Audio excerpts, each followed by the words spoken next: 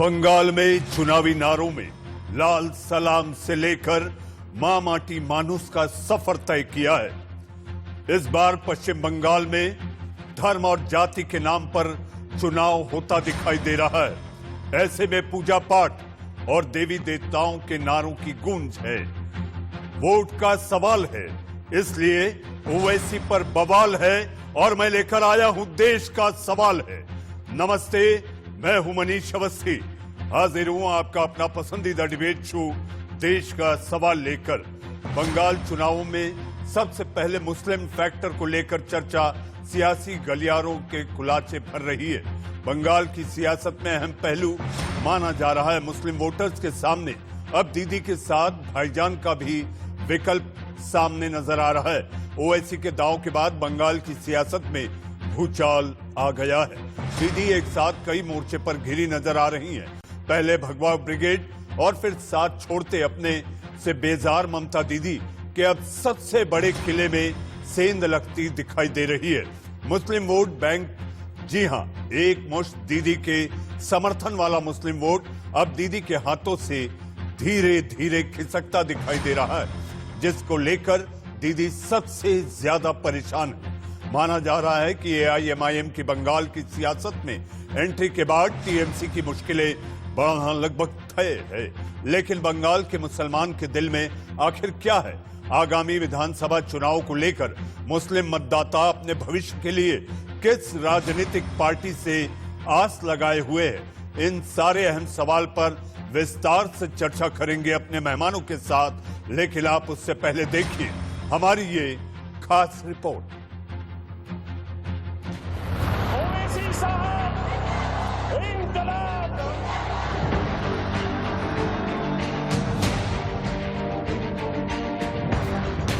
किसके साथ बंगाल का मुसलमान? हमारे बंगाल को आ रहे, बंगाल को आ रहे बराबर आएंगे बंगाल को। ममता के साथ रहेंगे या भाएंगे भाईजान? लड़ना तो पड़ेगा, लड़ेंगे, बंगाल लड़ेंगे। ओवैसी बिग ब्रदर या होंगे बेअसर?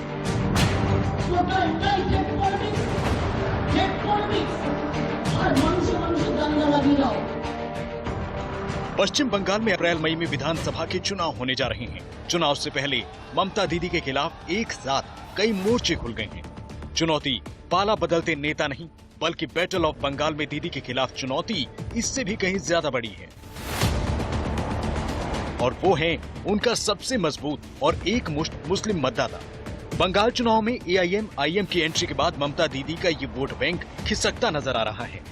बिहार विधानसभा चुनाव में 5 मुस्लिम बहुल सीटों पर जीत दर्ज करने वाले एआईएमआईएम चीफ असदुद्दीन ओवैसी बंगाल में दीदी के लिए नई चुनौतियां पेश कर रहे हैं। बंगाल को आ रहे अब बराबर आएंगे बंगाल को।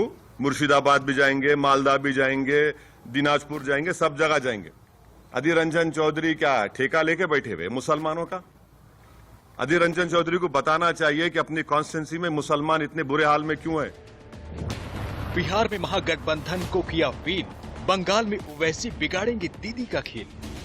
27% मुस्लिम आबादी वाले बंगाल में एआईएमआईएम बड़ा दांव खेलना चाहती है।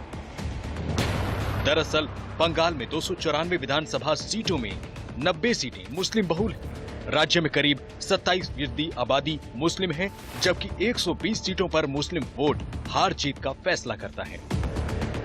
क्या है ओवैसी का प्लान फुरफुरा?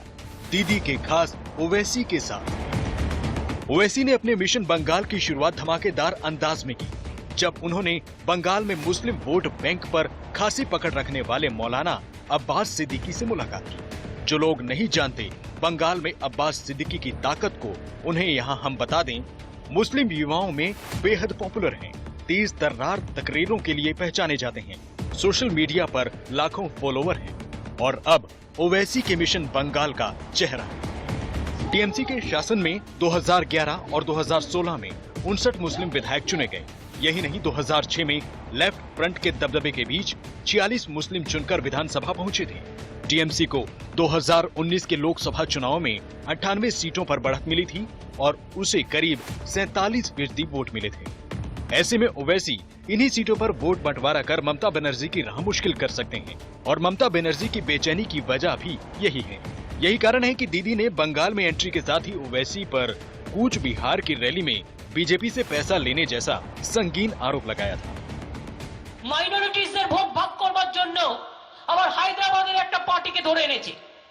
সেই পার্টিটা আবার এখানে কয়েক টাকা জোগাড় করে বিজেপি টাকা দেয় আর বিজেপির টাকায় ওরা এটা করে যায়। দেখেছেন আপনারা বিহারের ইলেকশনে প্রমাণিত হয়ে গেছে, অন্যান্য ইলেকশনে প্রমাণিত হয়েছে। मुस्लिम फैक्टर कितना असरदार? बंगाल की राजनीति में मुस्लिम वोटर खासी अहमियत रखता है। लेफ्ट के किले में सेंध लगने की बड़ी वजह भी मुस्लिम वोट का एक मुश्त ममता के समर्थन में आना था। बंगाल में मुस्लिम वोटर्स कितना असरदार है, ये इन आंकड़ों के जरिए समझने की कोशिश करते हैं। सेंट्रल बंगाल में 56.6%, नॉर्थ बंगाल में 47.7%, दक्षिण बंगाल में 24.1% मुस्लिम वोटर हैं। असदुद्दीन ओवैसी कई मौकों पर मुस्लिम वोट बैंक जैसे शब्दों से ही इनकार कर चुके हैं। हालांकि ये भी सच्चाई है कि उनकी पार्टी को जिन राज्यों में सीटें मिली वहां मुस्लिम वोट ही निर्णायक था। अब एक ऐसे राज्य में जहां मुस्लिम आबादी 27% से ज्यादा है, ये देखना होगा कि क्या मुस्लिम वोटर्स एक मुश्त ओवैसी के पाले में जाते हैं या मुस्लिम मतदाता ममता के साथ मजबूती से खड़े नजर आएंगे। Bureau report, India news. Hyderabad से आए भाईजान को लेकर बंगाल की सियासत में बवाल मचा हुआ है। जी हां, ऐसे में कई सवाल उठते हैं। बंगाल के मुसलमान पर क्या सिर्फ सियासत हो रही है?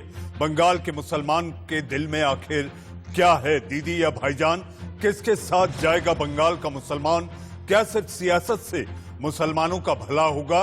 और क्या मुसलमान वोट के ध्रुवीकरण की राजनीति से बीजेपी का फायदा होने जा रहा है? इन्हीं सारे सवालों पर करेंगे अपने पैनल के साथ एक बहस में मेरे साथ सियासी मेहमान हैं, पार्टी के नुमाइंदे हैं। आपके टीवी स्क्रीन पर बीजेपी का पक्ष रखने के लिए इकबाल सिंह लालपुरा साहब हमारे साथ मौजूद हैं।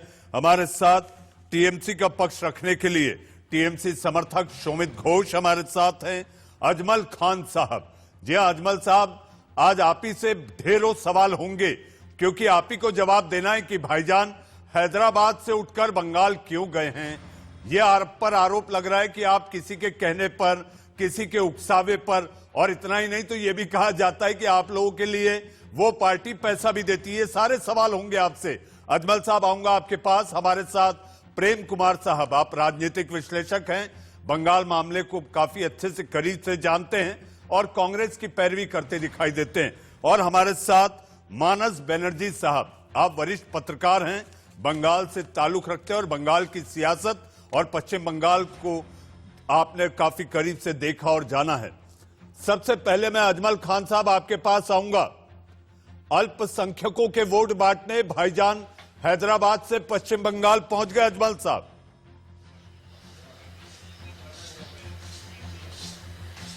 देखिए, भाईजान तो गुजरात भी पहुंच गए ना। भाईजान के साथ के एक मेंबर ऑफ पार्लियामेंट जनाब इम्तियाज जलील साहब और महाराष्ट्र के दूसरे एक्स एमएलए साहब गुजरात पहुंच गए। अब वहां बदकिस्मती हमारी ये है कि टीएमसी है नहीं। अगर वहां टीएमसी होती तो फिर ये कह देती कि बीजेपी से पैसा ले लिया है, इल्जाम लगा देती। अब चूंकि टीएमसी वहां है ही नहीं, वहां बीजेपी पावर में है लगातार, तो वहां ये इल्जाम हमारे ऊपर बनता नहीं है। हम एक राजनीतिक पार्टी हैं, हमने तय किया कि हम डिफरेंट स्टेट्स में इलेक्शन लड़ेंगे। अब बाकी जो लोग हमारे आने से जिनको अपना नुकसान दिखाई दे रहा है, वो तरह तरह के इल्जाम लगाएंगे। ये राजनीतिक द्वंद्व है, इसमें ये सब चलता रहता है। जी अजमल साहब, लेकिन बात हो रही है पश्चिम बंगाल में तेरा मुसलमान मेरा मुसलमान। मुसलमान किसका? जी आप देखिए, दिक्कत कहां पे? दिक्कत इस बात की है कि अगर बंगाली का एग्जाम्पल लें तो बंगाल में मुसलमान कम्युनिस्ट पार्टियों के पीछे खड़ा रहा, कम्युनिस्ट नेताओं के पीछे, कोई दिक्कत नहीं। मुसलमान ममता दीदी के पीछे खड़ा रहा, कोई दिक्कत नहीं। कभी मुसलमान वहां कांग्रेस के पीछे भी खड़ा रहा, कोई दिक्कत नहीं। अब मुसलमानों की बात करने के लिए एक मुस्लिम लीडर आ गया। दिक्कत इससे है, ये सारे चाहते हैं कि मुसलमानों की बात मुसलमान न करे, मुसलमानों के ठेकेदार बने ये लोग बैठे हुए हैं। वो बात करना चाहते हैं, चाहे टीएमसी हो, चाहे लेफ्ट हो, चाहे कांग्रेस हो, वो बात करना चाहते हैं मुसलमानों की। अरे भाई, मुसलमान अगर मुसलमान की बात कर रहा है तो क्या दिक्कत है? यूपी के अंदर जब कांसीराम जी आए तो यहाँ तिलक तराजू और तलवार, इनको मारो जूते चार का नारा लगा। अगर दलित दलित की बात करता है कोई दिक्कत नहीं, अगर हिंदू हिंदू की बात करता है कोई दिक्कत नहीं, मुसलमान मुसलमान की बात करते हैं यही प्रॉब्लम है, और तो मुझे कुछ दिखता नहीं इसमें। इलेक्शन है, सब लड़ सकते हैं। जी अजमल साहब, आऊंगा आपके पास। हमारे साथ टीएमसी समर्थक, जी हाँ, शोमित घोष। शोमित, दीदी को डर लग रहा है उनके वोट बैंक में सेंध लग जाएगी। जी हाँ, 2016 का अगर आप आंकड़ा देखें तो जो प्रतिशत आपको मिला था मुसलमानों के वोट का, वो सबसे ज्यादा था। और वही चिंता अब सता रही है दीदी को कि आखिर अगर भाईजान आ गए, जो कि पहुंच चुके हैं, ऐसे में अब आखिर हो तो क्या हो। 2 से 5%, यानी कि 2 से 5% वोट इधर उधर हुआ और दीदी का किला ढहा। जय बांग्ला। सभी को मैं जय बांग्ला कहना चाहता हूँ पहले तौर से, और जितने भी दर्शक यहाँ के उनको मैं जय बांग्ला कहना चाहता हूँ। पहले तौर से तो समझ लीजिए, टीएमसी ऐसे कभी भी सोचते नहीं है, ममता बनर्जी तो बिल्कुल ऐसा कोई सोचते नहीं है कि ये हिंदू वोट है, ये दलित वोट, ये मुस्लिम वोट है, ऐसा नहीं है। बंगाल की हर जनता हमारी वोटर है। बंगाल की हर जनता दीदी के उनकी दिल में दीदी है। और ममता बनर्जी एक ऐसा लीडर है जो 1984 से लेकर आज तक ये पॉलिटिक्स कर रहे हैं। ऐसे पॉलिटिक्स कर वो भी ऐसा नहीं सोचा है कि ये मेरा टीएमसी वोट बैंक है, ये मेरा दलित का वोट है। मैं आपको एक एग्जांपल देना चाहता हूँ। फर्स्ट स्टेट पे अभी शास्त्र शक्ति नाम का एक प्रोजेक्ट है, जिससे 5 लाख रुपए तक आपके घर के किसी भी लोगों के लिए सरकार की तरफ से ये एक स्कीम किया गया है। तो ये 5 लाख रुपए जो दिया गया है, तो यहाँ पर कोई भी बीजेपी सपोर्टर्स है, मैं आपको दिखा सकता हूँ, बीजेपी सपोर्टर्स के घर के लोग, बीजेपी का मंडल प्रेसिडेंट भी, या कोई जो एमएम का लोग यहाँ पर बैठे हैं, उनको भी मैं कहता हूँ कि उनके घर में भी कोई अगर स्वास्थ्य साथी कार्ड वो जरूर करवा ले, ठीक है, क्योंकि ये सभी के लिए है। ममता बनर्जी लीडर वो कभी भी मुसलमान वोट बैंक, दलित वोट बैंक के लिए पॉलिटिक्स कभी नहीं है। वोट बैंक का पॉलिटिक्स कभी बीजेपी वाले कर सकते हैं, ये एमआईएम भी कर शोमित घोष, लेकिन शोमित दीदी ने क्या किया है आपको याद होगा, जिसमें अदालत को बीच में आना पड़ा था, ये मत भूलिए आप।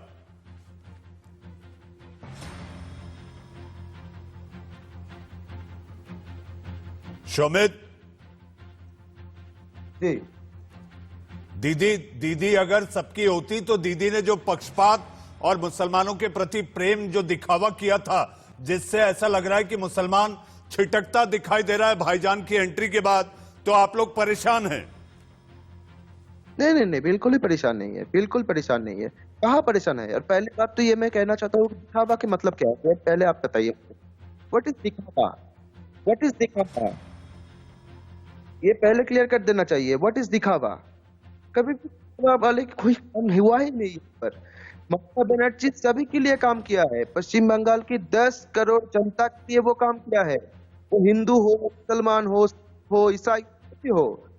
हम ये वोट बैंक का पॉलिटिक्स, ये जो कास्ट पॉलिटिक्स हो, रीजनल पॉलिटिक्स हो, ये बीजेपी हो, ये एआईएमएम हो, किसी भी पार्टी का हो, टीएमसी से कोई फर्क नहीं पड़ता, क्योंकि टीएमसी कभी भी शोमित अगर फर्क नहीं पड़ रहा होता तो दीदी अपनी रैलियों में भाईजान को पानी पी के कभी नहीं कोसती। फर्क पड़ रहा है इसलिए दीदी बोल रही हैं। नहीं, ये तो डेटा पे दिख रहा है आपको। तो आप अगर डेटा देख लेंगे बिहार के इलेक्शन का, दिस इज अ फैक्ट, ठीक है। अगर आप डेटा देखेंगे, वोट का स्ट्रेटेजी देखेंगे, वोट का जो परिसंख्यान देखेंगे, तो उसमें आपको साफ दिखाया जाएगा कि बिहार में जिस कांग्रेस आपको ये जो डाटा, जो आंकड़ों की आप बात कर रहे हैं, यही ज्यादा परेशान कर रहे हैं दीदी को भी। यही आंकड़े, जिस डाटा का आप जिक्र कर रहे हैं, यही दीदी को परेशान कर रहे हैं, इसलिए दीदी लगातार भाईजान पे भी हमले कर रही है।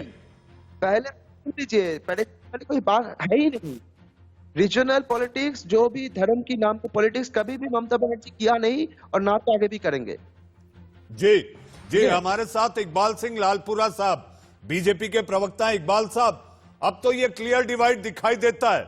अगर मुसलमानों को अगर एक तरह से भाईजान की एंट्री हो गई है, तो सीधा आरोप आप पर यह है कि आप लोग पैसा देकर भाईजान को लड़वा रहे हैं, और उसके साथ साथ अगर मुसलमान वोट बैंक को लेकर अगर पार्टियां एक दूसरे को लपकने में लगी हैं, तो यह साफ दिखाई देता है कि हिंदू वोट बैंक आप कंसोलिडेट करना चाहते हैं। मनीष भाई, हम सबका साथ, सबका विकास, सब विश्वास की राजनीति करते हैं। हमारे लिए सारे भारतीय एक हैं और हम अपना इलेक्शन एजेंडा लेके, मैनिफेस्टो लेके, वो मैनिफेस्टो स्पष्ट 2 लाइनों में है, सबका साथ, सबका विकास। जो ये बांग्ला है, बंगाल है, ये तरक्की करे, ये बंगाल रविंद्रनाथ टैगोर जी का बंगाल बने। इसमें जितने भी लोगों ने यहाँ विवेकानंद जी ने, दूसरों ने, जिसके देश की आजादी के लिए, विकास के लिए काम किया है, वो नेशनल हीरो है। तो उनके साथ, खुदीराम बोस जी के साथ, हम तो उनके आदर्श लेके चले हुए हैं। हम बांटने की राजनीति नहीं करते। हम तो, इनको अधिकार है ओवैसी जी को, वो कहीं जब भी लड़े, और कौन रोक सकता है किसी भी पार्टी को कि अपने यहाँ इलेक्शन ना लड़े। ये जो लोग डरे हुए हैं, ये ऐसी बातें करते हैं। हम ओवैसी जी से ना डरे हुए हैं, उनकी अपनी नीति है, हमारी अपनी नीति है, उनको भी अधिकार है। दीदी जी क्यों डरे हुए हैं, ये बताएं, इनको क्या लगता है, क्या हो गया इनको? अरे उनका हक है इलेक्शन लड़ने का। आपके डरने का तो सवाल ही नहीं है इकबाल साहब, आपके डरने का तो सवाल ही नहीं है, क्योंकि अगर भाईजान ताल ठोक कर उतर रहे हैं तो अल्पसंख्यक वोट वैसे ही बटेंगे, जिसका फायदा सीधे तौर पर आप ही को होना है, किसी और को नहीं। मनीष जी, हमारे साथ है लोग पहले ही। हमें बंगाल का रिजल्ट जो है वो सामने आएगा, हम 200 सीटें जीतेंगे। हमारा ऐसा मानना है, लोगों का ऐसा हमारे लिए उत्साह है। हम पहले ही 18 लोकसभा सीटें जीत चुके हैं और दूसरे सीटों पे भी हमने बराबर की टक्कर दी थी। अब इनके जो गिर रहे हैं, जो इनकी नैया डूब रही है, तो लोग छलांगे लगा रहे हैं। तो इनका तक काम, दीदी का जो भ्रष्टाचार, वो जो दीदी का अनएम्प्लॉयमेंट, जो काम इन लोगों ने 10 साल में विकास के नाम की बात करके विनाश की तरफ लेके गए हैं, इनको कौन वोट देगा? ये अपने आप से घबराए हुए। जी, कौन वोट देगा, लेकिन लाभ आपको जरूर होगा। इस बात का तो सीधा, अगर जितने राजनीतिक विश्लेषक हैं वो तो ये कहते हैं कि ओवैसी जहां जहां गए आपकी नैया पार लगी है। हालांकि आएंगे हम दूसरे सवाल पर। हमारे साथ प्रेम कुमार साहब। प्रेम कुमार जी, 3 में ना 13 में अधीर रंजन चौधरी कहते हैं कि यहां पर देखिएगा क्या होगा।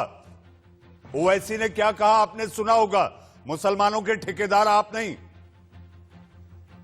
निश्चित रूप से मनीष जी, ओवैसी जी को पूरा अधिकार है कि वो देश के किसी भी हिस्से में चुनाव लड़े। पर मैं इस पूरे बहस में ये देख रहा हूं कि प्रश्न है कि मुसलमान किसके साथ ये प्रश्न उठाया जा रहा है, किसके साथ बंगाल का मुसलमान। मैं इस प्रश्न को उलट देना चाहता हूं, किसके साथ बंगाल का हिंदू।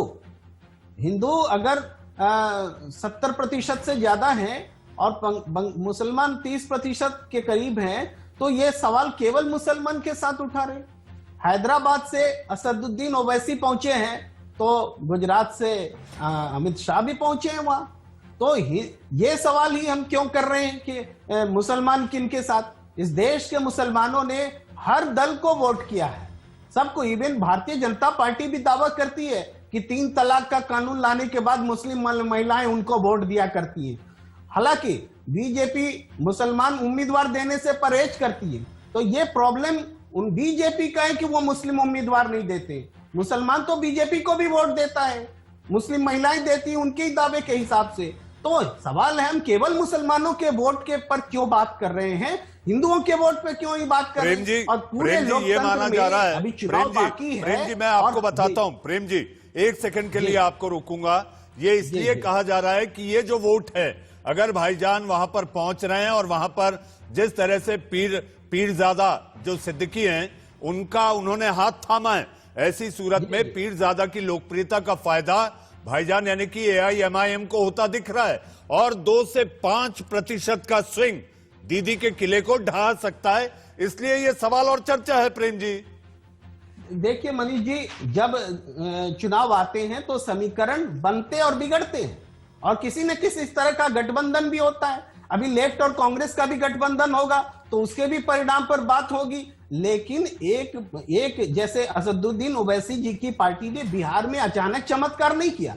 वो लंबे समय से सीमांचल के एरिया में सक्रिय थे और इसका उनको फायदा मिला। वो बाई इलेक्शन भी जीते थे, वो चमत्कार नहीं था। लेकिन पश्चिम बंगाल में यह मौजूदगी AIMIM की नहीं है, केवल एक वो भी धार्मिक संस्थान है। वो धार्मिक संस्थान इस तरीके इनके दावे के हिसाब से ओवैसी जी के साथ हो जाएगा ऐसा नहीं है। वहां भी अलग अलग विचार हैं। जी प्रेम जी आपके पास आता हूं। मेरे साथ मानस बनर्जी साहब हैं। जी आप वरिष्ठ पत्रकार हैं और बंगाल मामलों के जानकार हैं। आपने बंगाल को लेकर काफी करीब से बंगाल की सियासत को जाना समझा और आपने अपने पत्रकारिता के जी हाँ, तो हमारे प्रेम जी आप अपनी बात पूरी करें। प्रेम जी अपनी बात पूरी करें। जी तो मैं कह रहा था कि जैसे बिहार में ये कह दिया जाता है कि असदुद्दीन ओवैसी जी की पार्टी की वजह से आरजेडी गठबंधन जो है सत्ता में नहीं आ पाया, लेकिन ये सोच एक तरफा है। आप देखिए आरजेडी ने अपना पुराना परफॉर्मेंस भी बचा के नहीं रखा, तो ऐसे में वो सत्ता में कैसे आती किया जिस वजह से वो सत्ता के करीब दिख रही थी।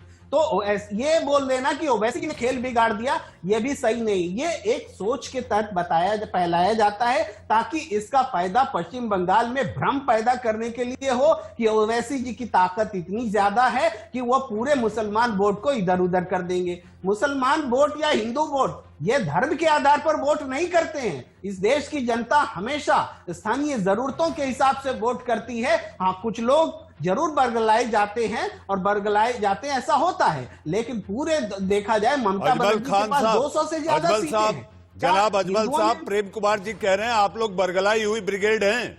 अजमल साहब आप लोग बरगलाई हुई ब्रिगेड के सदस्य हैं जो बंगाल पहुंच रहे हैं प्रेम जी की नजर में। देखिए अब नजर का फर्क है। ममता जी की नजर में हम लोग बिके हुए लोग हैं, इनकी नजर में बरगलाए हुए लोग हैं।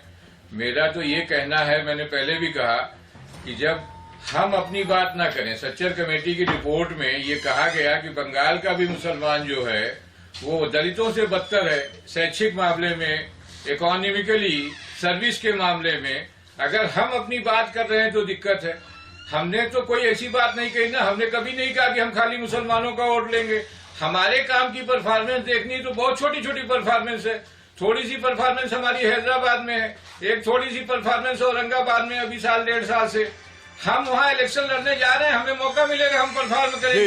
अब सवाल ये कि इन लोगों के फेलोर से जो डिसइल्यूजनमेंट पैदा हुआ है, ये लोग अपना काम नहीं कर पाए। अजमल खान साहब आपका जवाब।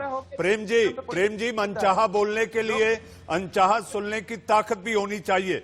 बीजेपी अध्यक्ष दिलीप घोष एक बार फिर ममता सरकार पर जमकर बरसे हैं। उनसे बात की हमारे संवाददाता सब्यसाची ने। दिलीप घोष जुड़ चुके हैं। सर, जो बंगाल में इलेक्शंस नजदीक है, बीजेपी की तरफ से आगे की रणनीति क्या है सर? देखिए, रणनीति तो पहले से तय हो चुकी है, उसी के आधार पर काम भी हो रहा है। आप देख रहे हैं हमारे राष्ट्रीय नेता, माननीय राष्ट्रीय अध्यक्ष जी, माननीय गृह मंत्री जी और लगातार आ रहे हैं, 5-6 मंत्री भी आ रहे हैं। तो बंगाल के लोगों को ये हम दिलासा देना चाहते हैं कि देश जो मोदी जी के नेतृत्व में विकास यात्रा शुरू किया है, उस यात्रा में बंगाल को हम शामिल करना चाहते हैं। किसान, मजदूर, युवा, महिला, सबका विकास हो, इस प्रकार हम शासन और सरकार देने वाले हैं और लोग हम पर भरोसा करें। पूरा पार्टी उनके साथ है, केंद्र सरकार है, इस दृष्टि से आगे बढ़ रहा है। और हमारे लाखों कार्यकर्ता पिछले 3-4-5 साल से लगातार काम कर रहे हैं। उसका नतीजा है कि हर बूथ तक हमारे टीम है, कार्यकर्ता है और इतनी बड़ी बड़ी कार्यक्रम हो रही है। अभी चुनाव प्रचार शुरू हुआ नहीं कि हजारों लाखों के लोग हमारे कार्यक्रम में आ रहे हैं। तो उसी आधार पर काम करते हुए हम 200 सीट को प्राप्त करके सरकार बनाएंगे।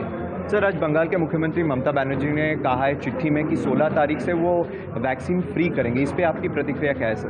प्रतिक्रिया क्या है, केंद्र सरकार की जितनी योजनाएं उसका नाम बदल करके वो अपने नाम पर चलाते हैं। जबकि प्रधानमंत्री मोदी जी ने घोषणा कर दिया देश के हर व्यक्ति को वैक्सीन मिलेगा फ्री में, तो वहाँ दोबारा बोलने का क्या जरूरत है? जो फ्री में मिलता उतना नहीं देते। किसान सम्मान निधि नहीं देते हैं, आयुष्मान योजना का 5 लाख नहीं देते हैं। तो जी हाँ, बीजेपी का एक ही नारा। बीजेपी के प्रदेश अध्यक्ष दिलीप घोष को आप सुन रहे थे कि दीदी का जाना तय है और हमारा आना भी तय है, यानी कि हम 200 के पार हैं।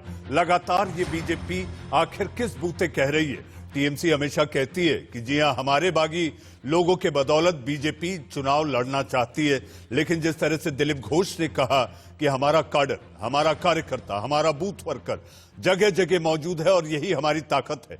हमारे साथ मानस बनर्जी साहब। मानस साहब, आपको मेरी आवाज आ रही है?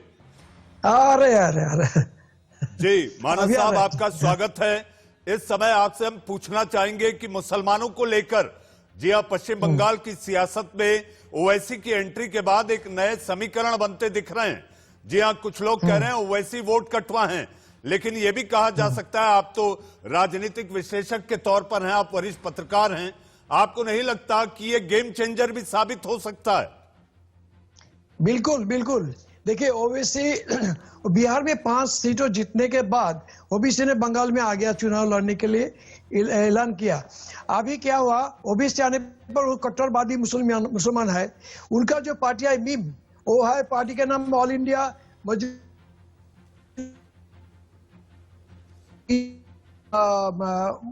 मुसलमान।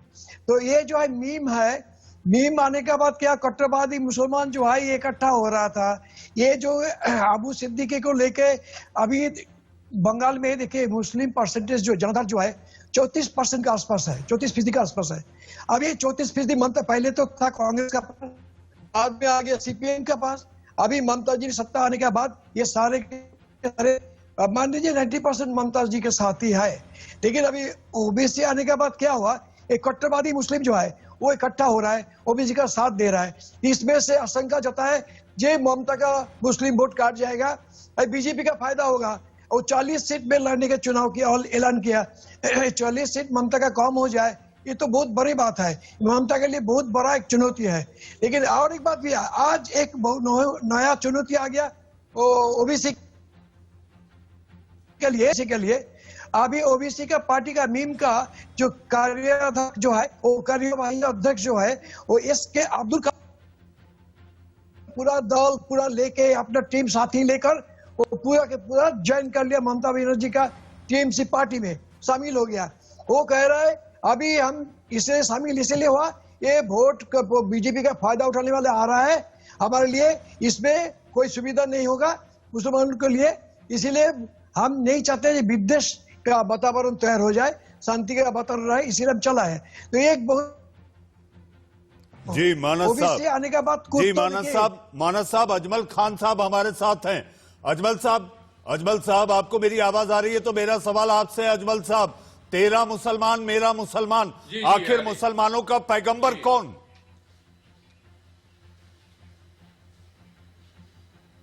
देखिए, पैगंबर दूसरे रिलीजन्स में बात होती है, लेकिन मैं आपको एक बात कहना चाहूंगा।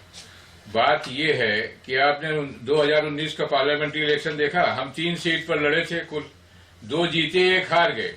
हमारे ऊपर तरह तरह का इल्जाम लगाया जा रहा है। बिहार की जो किशनगंज सीट थी जिसको हम हारे, उसको कांग्रेस जीती, और बाकी सारी जितनी बिहार में सीटें थी सब बीजेपी जीत गई। तो एक बात तो इलेक्शन का रिजल्ट ये बता रहा है ना। दूसरा आप देख लीजिए असेंबली के रिजल्ट, हम 20 सीटों पर लड़े, जो जीते उसके अलावा जो हारे वो मैक्सिमम सीटें कौन जीता? 6 ही सीटें मैक्सिमम, 6 सीटें बीजेपी और नीतीश जी का अलायंस जीता। इसका मतलब जहां हम जाते हैं वहां बीजेपी हारती है, ये आंकड़े बता रहे हैं। बाकी रहा सवाल हमारे ऊपर इल्जाम लगाने के लिए, तो मैंने कहा ना, मेरी ये खुदकिस्मती है कि गुजरात में टीएमसी नहीं है, वरना वहां भी मुझे कह दिया जाता कि मैं कट्टर मुसलमानों के साथ जा रहा हूं, कट्टर मुसलमान हमें सपोर्ट कर रहे हैं। ये प्रजातंत्र है, जिसकी जो समझ है उसको सबको बोलने की आजादी है। बाकी सारी चीजें इलेक्शन का रिजल्ट बताएगी, जब इलेक्शन का रिजल्ट आ जाएगा तो मालूम हो जाएगा। जी अजमल साहब, शोमित, अगर आपने अजमल साहब को सुना होगा तो आपको ये लगातार जो चिंता मैं आपसे सवाल कर रहा था शोमित, आपने कहा कि इस तरह की ऐसी कोई बात नहीं है, दीदी ने सबका ख्याल रखा, लेकिन आपको इस बात का अंदेशा जरूर होना चाहिए और जानकारी भी कि मुसलमानों की उपेक्षा, उर्दू भाषा की उपेक्षा, यही सबसे बड़ी वजह मानी जा रही है, बेरोजगारी। और उनके साथ साथ उनको ये लगता है कि दीदी ने जो कहा वो किया नहीं, इसलिए दीदी से मुसलमान छिटक कर भाईजान जैसे यानी कि ओवैसी की पार्टी के करीब जाता हुआ दिखाई दे रहा है। शोमित, पहले बात यह है, this election is clearly Bengali Bengal को चलाएंगे, कोई बहिरागत नहीं, ठीक है। कोई भी बहिरागत नहीं, ना तो कोई गुजराती ना तो कोई हैदराबादी, ये पहले समझ लेना चाहिए। दूसरे बात, तो मीम का कार्यकर्ता है, बड़े बड़े बड़े बात कर रहे हैं, मैं उसे दिखाना चाहता हूँ। क्या आप पहचानते हैं? क्या आप इसको पहचानते हैं? इसका नाम है काजी नजरुल इस्लाम, जिसने लिखा था बंगाली में एक पोएट, ओरा एक ही वृत्ते दुईटी कुसुम हिंदू मुसलमान।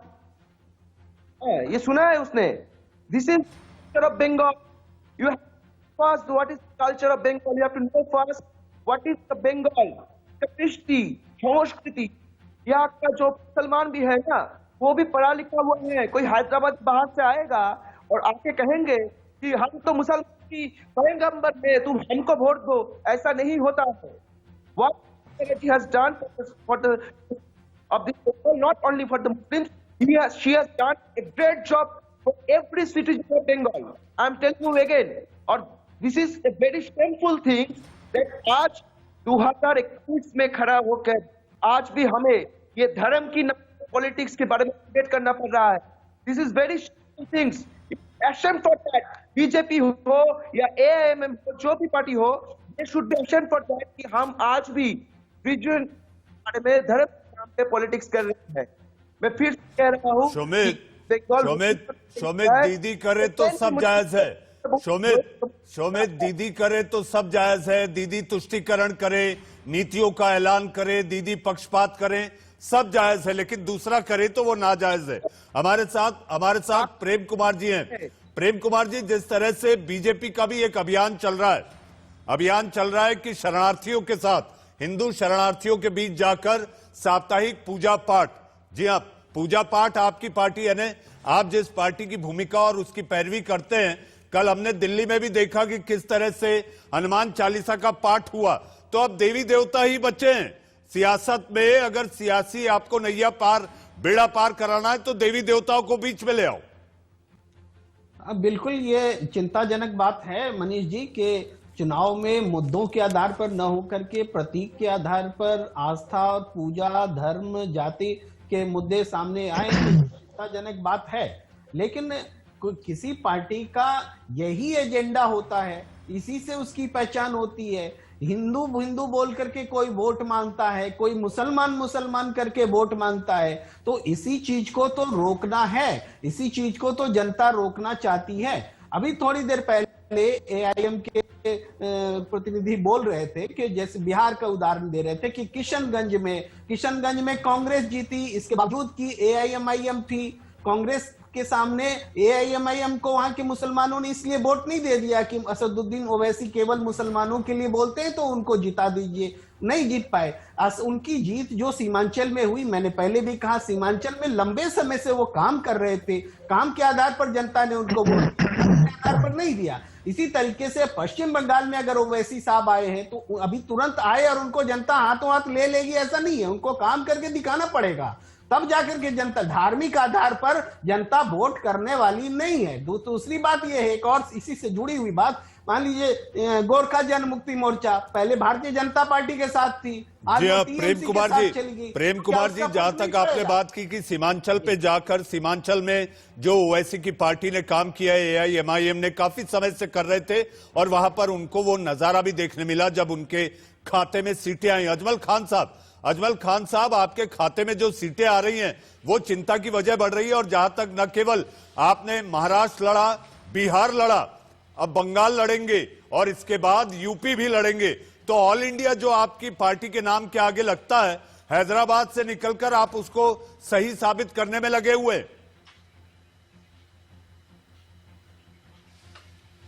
देखिए, ये बात जो कही जाती है हिंदुस्तान के अंदर कि कोई हैदराबाद से आ रहा है, अरे भाई हिंदुस्तान का पार्ट है, हैदराबाद की पार्टी कही जाती है बार बार। हैदराबाद हिंदुस्तान का पार्ट नहीं है क्या? हैदराबाद से चल के अगर पार्टी प्रेसिडेंट का नेटिव प्लेस हैदराबाद है किसी भी पार्टी का, या किसी पार्टी प्रेसिडेंट का नेटिव प्लेस गुजरात है, तो इससे क्या फर्क पड़ जाएगा? क्या इससे कौन सा फर्क पड़ता है? ओवैसी साहब ने, अजमल साहब, आपको याद होगा ओवैसी साहब ने बिहार चुनाव के प्रचार जब खत्म हो रहे थे तो आखिर भारत किसके बाप की बपौती है ये भी कह दिया था अजमल साहब, चूंकि ये आखिरी पड़ाव है। और हमारे साथ इकबाल सिंह लालपुरा साहब हैं। इकबाल सिंह जी, अगर आपको मेरी आवाज आ रही है तो मेरा सवाल आपसे, आपके राज्यपाल दिल्ली में आकर गृह मंत्री जी से मिलते हैं, और कहते हैं कि अलकायदा पैर पसार रहा है। ममता के राज में बम की फैक्ट्री बन रही हैं, चल रही हैं, जगह जगह पर ये हैं। तो ये सारी बातें राज्यपाल को पता हैं, लेकिन हमारी खुफिया एजेंसी को इस बात की जानकारी नहीं है, ऐसा कहना चाहते हैं आप? मनीष जी, राज्यपाल जी की इंफॉर्मेशन का स्रोत भी जो है, source of his information is always the state intelligence agencies and the state government. So state government knows about it, and the central agencies are not sleeping there also. They have all the information, but इसके बारे में जो governor साहब का बता देना तो कोई इसमें अजीब बात तो नहीं है. It is part of his excellency's duty to keep the national government informed about the happenings in the state. जी जी, इकबाल साहब, एक तरफ आप कहते हैं कि स्टेट की एजेंसीज का जो पता है, सरकारी पता, वो टीएमसी का दफ्तर है. ऐसे में ये खुफिया जानकारी अगर राज्यपाल को दे रहे हैं तो ये कहा जा सकता है कि एजेंसियां निष्पक्ष काम कर रही हैं, तो वो आरोप वहां पर झूठा साबित होता है. मानस बनर्जी साहब, आखिरी सवाल. बनर्जी साहब, बंगाल के चुनाव में अलकायदा, सीरिया, अफगानिस्तान, इस तरह की बातें अगर बंगाल के चुनाव में आ रही है तो ये चुनाव आपको कहां जाता दिखाई दे रहा है? देखिए, पहले से अब मुर्शिदाबाद, मालदा, ये जो एरिया है मुस्लिम डोमिनेटेड एरिया है, उसमें भी तो बहुत बड़ा काम हुआ. बर्धमान में भी हुआ, जो बम विस्फोट हुआ, वो कारवाड़ी को मिल गया, जो आदमी बदमाश आदमी लोग था पकड़ा भी गया. वो देखा जाए बांग्लादेश के कनेक्शन था, ये बांग्लादेश से आया था, बांग्लादेश के कनेक्शन था. तो ये जो हिंसा का राजनीति तो चल ही रहा बंगाल में. लेकिन आपको एक बात बोलो, मुस्लिम का वो चरित्र में भी कुछ परिवर्तन आ गया, इसीलिए कह रहा हूँ. जी, पश्चिम बंगाल के चुनाव हैं. जी हाँ, सियासत में पश्चिम बंगाल में होने वाले विधानसभा चुनाव को लेकर सियासत गर्म है. दिल्ली से लेकर पश्चिम बंगाल में हर कोई अपना दांव लगाने में लगा है. ऐसे में ऐसा दिखाई देता है कि कुछ भी करबो, लड़बो, जीतबो रे, बच के रहना रे बाबा. हैदराबाद से भाईजान आया रे. देश का सवाल में आप लोग जुड़े. इकबाल सिंह लालपुरा साहब, शौमित घोष, मानस बनर्जी, प्रेम कुमार साहब और अजमल खान साहब, आप सभी का बहुत बहुत धन्यवाद.